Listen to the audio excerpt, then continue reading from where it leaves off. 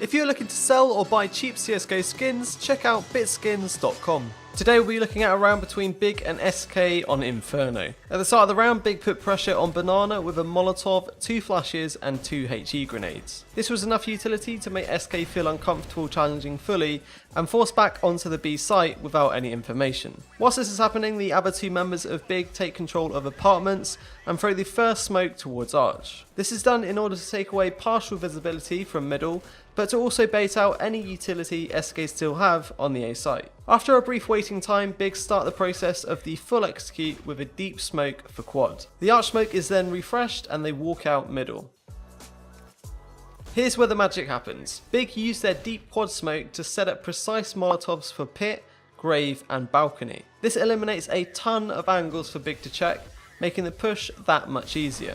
Together with 2 key flashes for pit and a smoke for mini pit, Big begin to swarm in. Taco dies to the Grave Molotov after taking down Tabson, and coldzera is traded, leaving the site in control of Big in a 3 vs 2 situation. The remainder of SK decide not to challenge and go for the save. God B goes towards Banana at the start of the round to help Next take control of it. He sets him up with a high flash that blinds Fallen and pushes him off the aggressive angle. As I said before, the purpose here is to deny SK Banana control and to limit their information. Big don't really commit that much to Banana with them not clearing sandbags, but it was enough to make Fallen and Fur feel uncomfortable and back off towards site. God B doesn't participate in the apartment's control, he holds the middle smoke for any crazy pushes. When the time is right, he prepares the second smoke for Arch, which will be used to walk out middle. Unfortunately, this smoke lands in Phelps' Molotov, which left a gap on the right hand side, which could have been a huge problem for the Big side. As they get behind the deep quad smoke, he throws his Molotov into pit and turns his back to be flashed in. It's God B's job to clear pit, and the 2 flashes from Kiev are perfect for this. He grabs a trade kill onto coldzera, and with that the site is secured and the round is in the bag.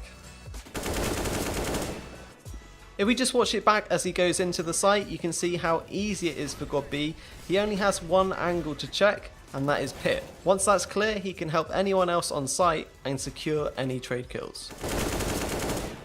Keith is the AWPer and spots middle for any fast aggression from SK. He then peeks Banana off the back of God B's flash to try and catch out anyone blind. It's important for him to not overextend in this position, but to just create noise to force SK to give up Banana. You can see him doing this with the spam into the wall. Keith has a similar role to God B in that he holds the middle smoke. You can see he's looking for a boost on the right hand side, which is quite common for CTs nowadays. Once the second Arch smoke goes down, he moves into apartments from Hay. It's worth noting that he is just covering the apartment push, whilst his teammates secure middle control. Once they are out, he lines up his 2 flashes for pit. I can't stress enough how key these flashes are from Kiev. Had Taco been facing from Grave instead of hiding, they would have blinded him completely. Anyway, we'll go back to the push, and right after he throws the flashes, Phelps uses the gap in the Arch smoke to peek. Keith hits an insane shot here whilst blind and stops Phelps from picking up a 3k, which could have easily ruined the round for Big. Unfortunately, Keith doesn't check close on site and dies to coldzera. Tabson takes control of apartments at the start of the round. He's the player that throws the first Arch smoke in order to bait out utility from the SK side. The spam that he goes for here is in case anyone is boosted on quad. He's holding the apartments until the Arch smoke goes up so that he can walk out and clear quad.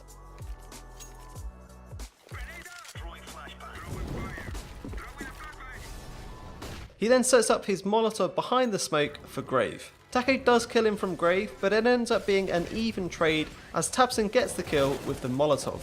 Lego throws down some spam towards the end of apartments at the start of the round, before clearing it out close with Tabson. At around 1 minute, he throws the deep quad smoke that is the catalyst for the rest of the strategy.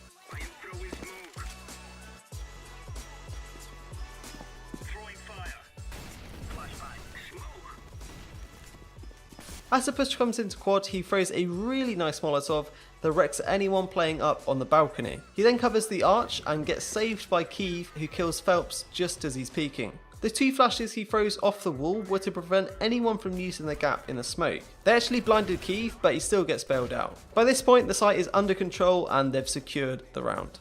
Next throws a flash and a Molotov towards Banana. He stops any aggression with the help of God B and Kiev. It's his job to hold Banana whilst his team bait out grenades at A.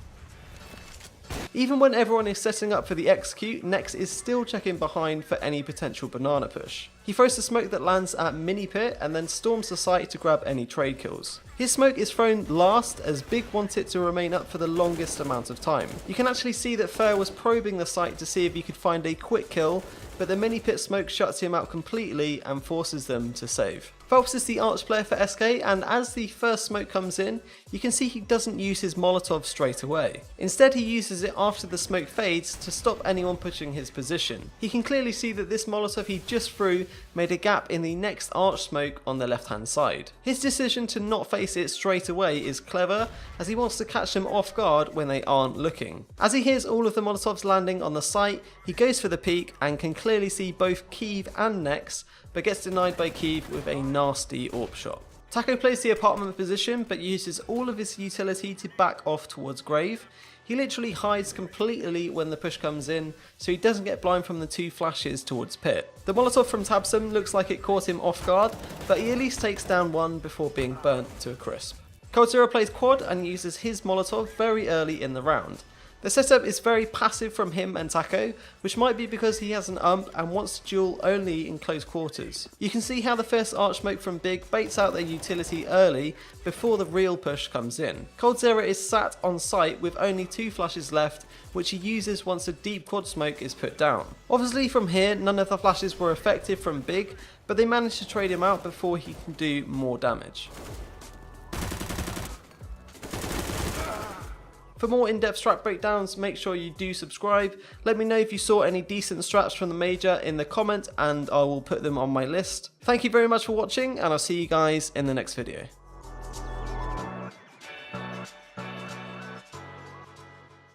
Hey everyone, this is Michael and welcome to another strategy breakdown.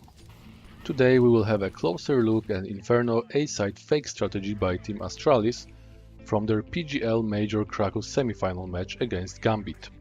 The tactic itself is pretty simple and easy to execute and can be very effective as well, especially if you decide to use it after previously attacking A-side with some smokes. Let's have a look at the map first. In the beginning of a round, Terror takes control over the apartments, leaving Banana in Gambit's hands. After that, Divides and Co. don't waste much time as they quickly get into positions to throw their smokes and flashes. Immediately after, they run back and rush B-side, leaving only Dupree to sell the fake and earn few more seconds before CT starts to rotate toward B-side. Let's go and see each player's POV now. Zipnik's job is to take over apartment's control. He has to wait for the smokes to dissolve and almost right after that throws a smoke and one flash on the balcony. Next, he quickly returns to middle and along his mates pushes B-side, flashing it once on his way.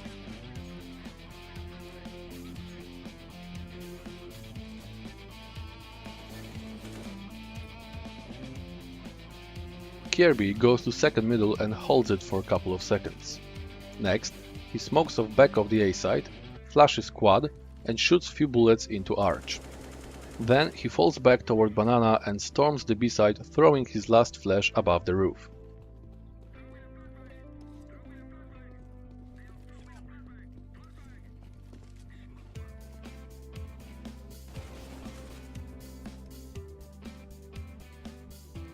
Glaive throws Molotov and flash on Banana, hoping that City will use some of their utility. After that, he waits few seconds and soon migrates to second middle to throw his smoke, which lands behind the wagon. Before retreating to B-side, he throws one flash above the roof.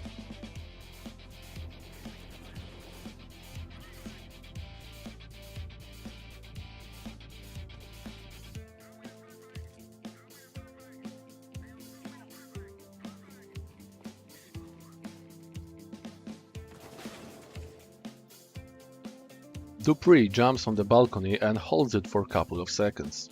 Once everyone is ready, he smokes off the arch and after Kirby's flash, checks quad and throws Molotov to the pit. Then Dupree quickly hides behind the column and throws 2 additional flashes to fully sell the A-side push. Next, he falls back and plays a backstabber role.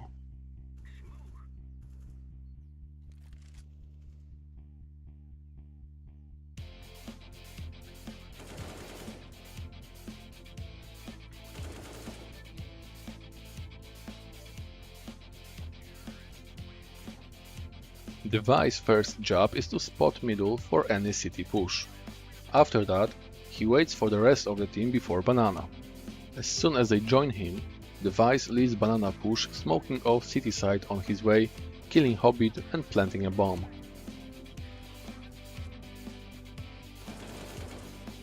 Now, as usual, let me give you some insight on the tactic. We will focus on key elements that made this tactic successful. First thing I would like to highlight is that Astralis decided to pull off this tactic in the best possible moment. It was the last round of the first half and pressure on cities to win it was huge, making them more susceptible to any kind of fakes. Second element that made this strategy a successful one was lack of terror presence on Banana. Notice that City checked Banana and saw nothing there, therefore Gambit decided to strengthen A-side defense by rotating Adren early. The third key element of this tactic was the timing and pace of rotation. Notice that most of the players threw their nades and ran back to B as fast as possible. They did not walk for a second. Also Dupree left few seconds more around the bomb site to delay City's rotation with his flashes. All of that made City sure of incoming A-side push. They found out it was just a fake after first flashes from Banana were thrown on the B side. Just take a look at Mo.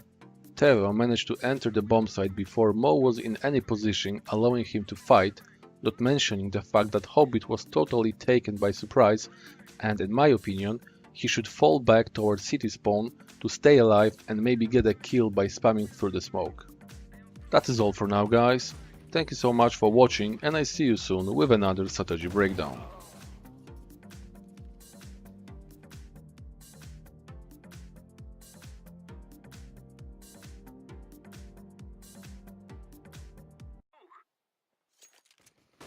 It was at this moment that he knew.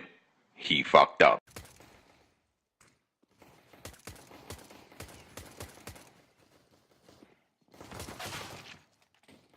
So